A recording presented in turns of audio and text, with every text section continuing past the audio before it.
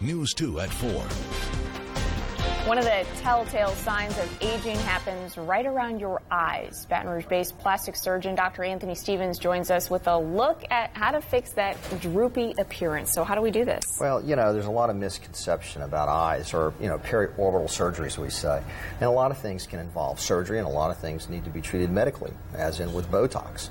And so a lot of misconceptions are there. And we talk about fine lines around the eyes. And we see it more probably on the left side of our face because we drive a car in the sunlight hits us and we squint.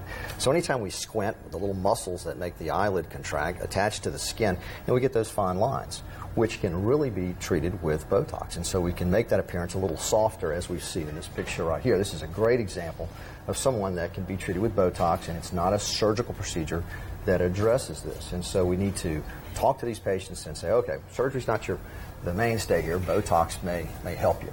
And so there are things that we need to address with these patients, and this kind of tell them what can be helped with Botox or can be helped with surgery.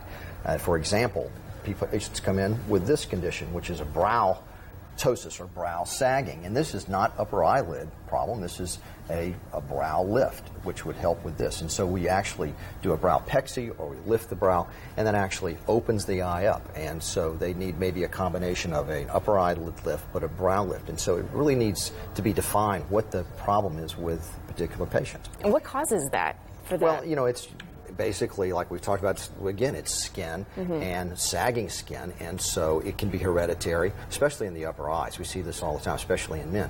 And so we'll actually remove a little bit of skin of the upper eye, but a lot of those patients, as we just showed, really need their brow lifted as well as the upper eyelid skin. And so you need to talk to your physician and make sure you're getting the right procedure for your condition.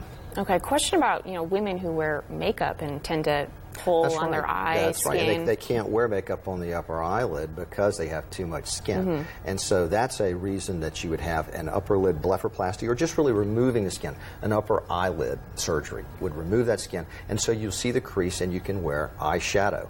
And so we see that all the time. Very common procedure. It's done under local anesthetic. Takes about maybe an hour, and it works very well most of the time. And the recovery is like what? Is pretty quick. Now, they will bruise and they will swell, and you can expect that for about a week to maybe 2 weeks. But usually it's a very quick recovery. They can be back to work if they don't mind being bruised. Right. Within a couple, 3 days. Okay, and what is that? What does a procedure like that typically cost? Well, because it's done under local anesthetic, you can do the surgery for somewhere around maybe $2,000–3,000. Okay. And so it's not a very expensive surgery as cosmetic surgery goes. Okay, Dr. Anthony Stevens, thank you so much for joining us today. You're watching WBRZ News 2 at 4. We'll be right back.